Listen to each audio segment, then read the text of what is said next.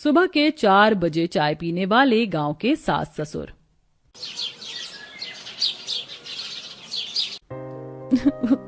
ये कहाँ आकर फंस गई मैं।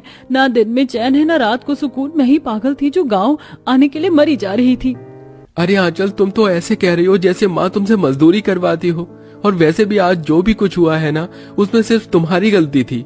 आप तो चुप ही कर जाइए। ये सब आपकी वजह से हुआ है। अब मुझे ही कुछ करना होगा। अरे रुक जाओ, कहाँ जा रही हो? आखिरकार आंचल के साथ ऐसा क्या हुआ था जो वो आज इतना पछता रही थी और अपना सारा गुस्सा अपने पति कार्तिक पर निकाल रही थी। और कार्तिक किस गलती की बात कर रहा था, इस कहानी को समझने के लिए हमें इस कहानी के शुरुआती पहलू में जाना होगा। अरे डार्लिंग, उठ भी जाओ, सुबह के 11 बज गए हैं। क्या कार्तिक, सोने दो ना। टाइम देखा है क्या हुआ है? 11 तो बज रहे हैं। अभी तो हमारी सोसाइटी में भी कोई नहीं उठा होगा। अपनी ये लेट उठने वाली आदत को सुधार लो। तुम्हें पता है ना, अगले हफ्ते हम गांव जा रहे हैं और गांव में सब लोग 5 बजे ही उठ जाते हैं। तो इसमें मैं क्या करूं? वो अपने घर में उठेंगे, मेरे घर में थोड़ी ना उठेंगे। अब तुम मुझे सोने दो। आंचल अपने पति कार्तिक के साथ दिल्ली शहर में रहती थी। शहर में रहने के चलते आंचल को सुबह जल्दी उठने की आदत नहीं थी। कार्तिक हमेशा आंचल से अपनी इस आदत को सुधारने के लिए कहता था, लेकिन आंचल अपनी इस कमी को ठीक करने के बजाय इसे नजरअंदाज करती है। लेकिन आंचल की यही कमी आगे जाकर उसके लिए कितनी बड़ी मुसीबत बनने वाली थी, इस बात से आंचल अभी पूरी तरह से अनजान थी। फाइनली हम लोग गांव आ गए। यहाँ कितनी फ्रेश एयर है ना। पता है, मैं हमेशा से ही ऐसी शांति भरी जगह में रहना चाहती थी। यहीं खड़ी रहोगी क्या? घर के अंदर भी चलोगी? अभी तो तुम्हें पूरा गांव भी दिखाना है। शादी के बाद आंचल पहली बार अपने पति के साथ अपने सास ससुर के घर पालमपुर गांव आए थे। गांव का वातावरण, वहां के लोग, खाना पीना आंचल को काफी ज्यादा पसंद आता है। ऐसे ही रात हो जाती है और आंचल सो जाती है। घड़ी में सुबह के तकरीबन 3:30 होते हैं कि तभी आंचल के कमरे के दरवाजे पर खटखट होती है, जिससे आंचल की नींद खुल जाती है। इस वक्त कौन हो सकता है? आंचल जैसे ही अपने कमरे का दरवाजा खोलती है तो उसकी आंखों के सामने उसकी सास मधुमती खड़ी होती है। अरे माँ जी, आप सब ठीक तो है ना? सब ठीक है बहू, लेकिन ये क्या सुबह के 3:30 हो गए और तू अभी तक तैयार नहीं हुई? चल जा, जल्दी से नहा ले और मेरे और तेरे ससुर के लिए चाय बनाकर ले आ। वो क्या है ना, हमें सुबह 4 बजे चाय पीने की आदत है। अब जल्दी कर। उन्हें अगर सुबह समय से चाय नहीं मिलती तो वो गुस्सा करने लगते हैं। अपनी सास की बात सुन आंचल को कुछ समझ नहीं आता कि उसकी सास उससे क्या कह गई। आंचल जल्दी से सर पर पल्लू रखती है और बाहर आंगन में जाकर चूल्हे पर चाय बनाने लगती है। बाप रे बाप, कितनी ठंड है। सुबह 4 बजे चाय कौन पीता है? अभी तो मेरी नींद भी पूरी नहीं हुई है। आंचल जल्दी से चाय बनाकर अपने सास ससुर को देती है और कमरे में सोने के लिए जाने लगती है। अरे आंचल बहू, कहाँ जा रही है? जा जाकर तबेले में गायों से दूध निकाल ले और उन्हें चारा भी खिला दे। अपनी सास की बात सुन आंचल चाहकर भी अपनी सास को इस काम के लिए मना नहीं कर पाती और तबेले में जाकर गायों से दूध निकालने की कोशिश करती है। इस गाय के सींग कितने बड़े बड़े हैं। कहीं इसने मुझे सींग मार दिया तो? सोचा था गांव में रहूंगी तो सुकून की नींद ले पाऊंगी, लेकिन यहाँ तो पहले दिन ही माँ जी ने मेरी नींद उड़ा दी। आंचल जैसे तैसे करके गाय से दूध निकालती है और अगली सुबह भी अपनी सास के कहने पर आंचल को 4 बजे उठकर अपने सास ससुर के लिए चाय बनानी पड़ती है। ये लोग तो रोज रोज सुबह 4 बजे चाय पीते हैं। अगर ऐसे ही रहा तो मेरी तो नींद ही पूरी नहीं हो पाएगी। आंचल, तुझे कुछ ना कुछ तो करना होगा। आंचल जल्दी से चाय लेकर अपने सास ससुर के पास जाती है। माँ जी, इस उम्र में आप घर का काम करती हुई अच्छी नहीं लगती, तो क्यों ना हम एक नौकरानी रख लें जो घर का काम भी कर देगी और सुबह सुबह आपके और बाबूजी के लिए चाय भी बना देगी।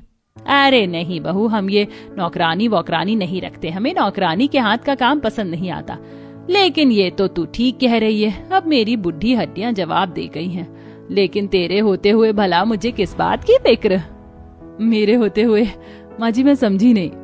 अरे मेरी शहरी बहू, मेरे कहने का मतलब है कि आज के बाद तू सुबह 4 बजे चाय बनाने के साथ साथ घर के सारे काम भी संभालेगी। आंचल ने जाने अनजाने में अपने पैर पर ही कुल्हाड़ी मार ली थी। जहाँ पहले आंचल का सिर्फ सुबह 4 बजे उठकर अपने सास ससुर के लिए चाय बनाना और गायों से दूध निकालना था, अब वहीं बेचारी आंचल पर घर के सारे काम की जिम्मेदारी भी आ गई थी। क्या मुसीबत है। सुबह 4 बजे से रात के 10 बजे तक काम करो और अब जब थोड़ी देर अपने लिए समय निकालो तो ये फोन का नेटवर्क है कि आते ही नहीं है। ये कैसा गांव है तुम्हारा कार्तिक? मैंने तो तुम्हें पहले ही कहा था, लेकिन तुम्हें ही गांव आने की इतनी पड़ी थी। वैसे तुम्हारा दिमाग ठंडा करने के लिए मेरे पास एक आइडिया है।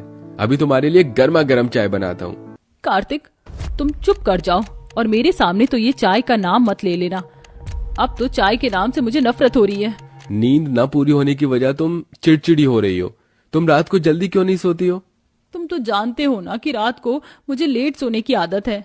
मैं कितनी भी कोशिश कर लूं, मुझे 1-2 बजे से पहले नींद आती ही नहीं है। आंचल की ऐसी हालत देख कार्तिक को उस पर हंसी आने लगती है और ऐसे ही कुछ दिन गुजर जाते हैं।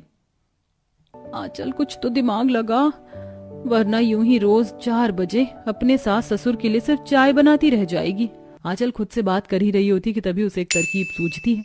आंचल किचन से प्याज लेकर सीधा अपने कमरे में चली जाती है और चादर ओढ़कर लेट जाती है। थोड़ी देर में मधुमती जैसे ही कमरे में जाती है तो देखती है कि बुखार के मारे आंचल का शरीर तप रहा है।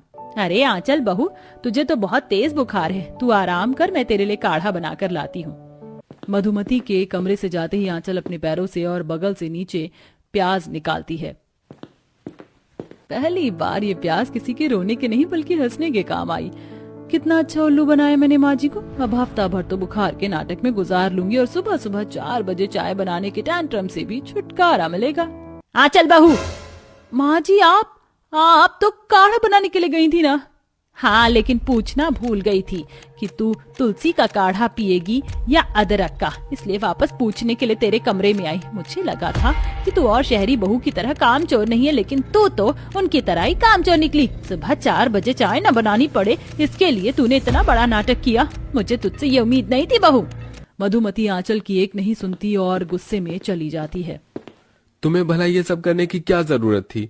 तुमने अपने पैरों पर खुद ही कुल्हाड़ी मारी है। इसलिए अब मुझे कुछ तो करना होगा। आंचल अपनी सास की अलमारी की सफाई कर रही होती है कि तभी आंचल के हाथ एक रिपोर्ट लगती है, जिसे पढ़ आंचल काफी हैरान होती है। रिपोर्ट के अकॉर्डिंग तो माँ जी और बाबूजी को तो शुगर है, लेकिन वो फिर भी चाय पीते हैं। आंचल, यही मौका है, लोहा गर्म है, मार दे हथौड़ा। माँ जी, बाबूजी, इनसे मिलिए, ये मेरी डॉक्टर फ्रेंड है। ये अपने हॉस्पिटल के कुछ स्टाफ के साथ अलग अलग गाँव में जाकर एक हेल्थ सर्वे कर रही है, इसलिए आप लोगों का नॉर्मल चेकअप करना चाहती है। हाँ हाँ बहू, क्यों नहीं, ये तो हमारे लिए ही फायदेमंद है। आंचल की डॉक्टर फ्रेंड योगेश और मधुमती का ब्लड सैंपल लेकर चली जाती है और अगले दिन आंचल रिपोर्ट लेकर आती है। क्या आया है आंचल बहू रिपोर्ट में? सब ठीक तो है ना? बाबूजी, माँ जी, आप लोगों का शुगर लेवल 400 क्रॉस कर चुका है। अगर ऐसा ही रहा तो आप लोगों की कंडीशन काफी खराब हो सकती है और शायद आपको अस्पताल में भी भर्ती करना पड़े। लेकिन हम तो मीठा कुछ खाते ही नहीं है। लगता है रोज रोज सुबह जो हम चाय पीते हैं ये उसकी वजह से हुआ है। अगर ऐसा है बहू, तो अब से हम लोग चाय नहीं पियेंगे। मुंह के स्वाद से ज्यादा हमें हमारी सेहत प्यारी है। अपने सास ससुर के मुंह से सुबह 4 बजे चाय ना पीने की बात सुन आंचल मन ही मन काफी खुश होती है, क्योंकि आंचल की झूठी रिपोर्ट का प्लान सक्सेसफुल हो चुका था।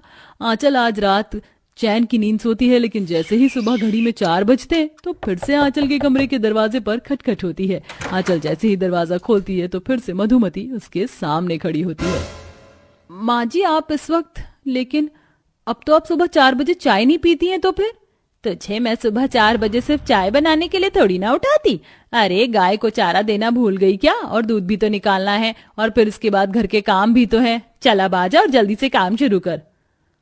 दुनिया में हम आए हैं तो जीना ही पड़ेगा, जीवन है अगर जहर तो पीना ही पड़ेगा। चल भाई आंचल, चाय ना सही चारा ही सही, किसी ना किसी बहाने से तो तेरी सास तुझे 4 बजे उठा ही देगी। और आओ गाँव।